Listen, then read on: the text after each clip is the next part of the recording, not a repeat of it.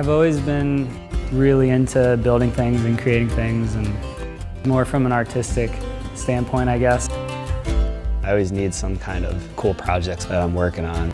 You have more fun when you can be effective in the world you're living in. What a nice day. Enjoying the weather? So fun. I found the boat school in some deep corner of a forum somewhere, and it all just came together. I took traditional large crafts. It was nice to start out with a set of plans and learn how to interpret those plans, and I did a lot of lofting. Lofted a big traditional boat. There's so much craftsmanship that goes into it. I really enjoyed that. When school was over, I felt like I learned a lot and I wanted to go do things. I wanted to go work and see other interesting projects.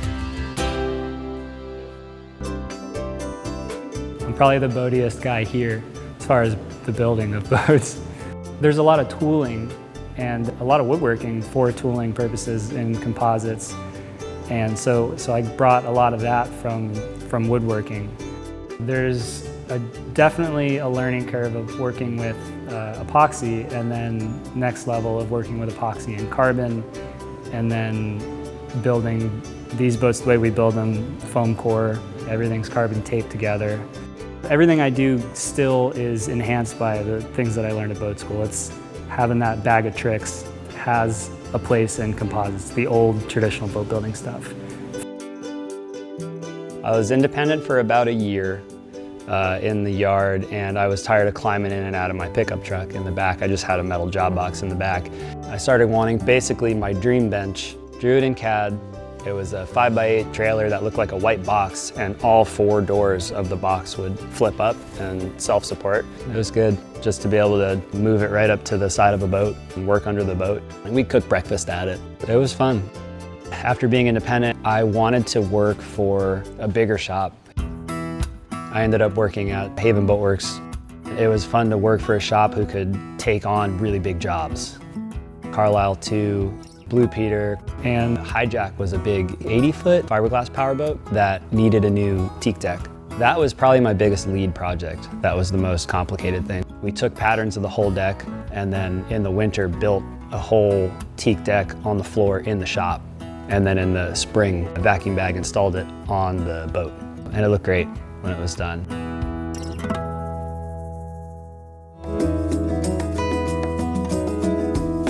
Making the decision to leave the yard and come to the boat school and teach, I was excited to teach. Yeah, we're having fun.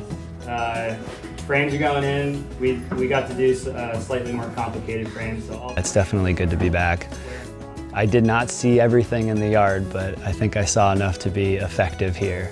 And we should bring a little bit of a full composite experience, like vacuum infusion and working with carbon fiber. So I've been able to show that to students this year with a little 10-foot rowboat.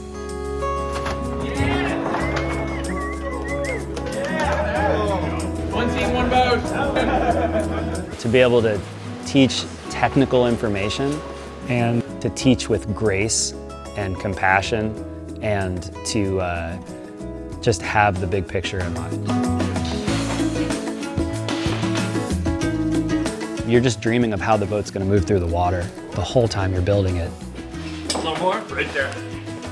There's a lot there to keep someone interested in the trade and in the task, and you're really just giving them a license to learn and to be problem solvers.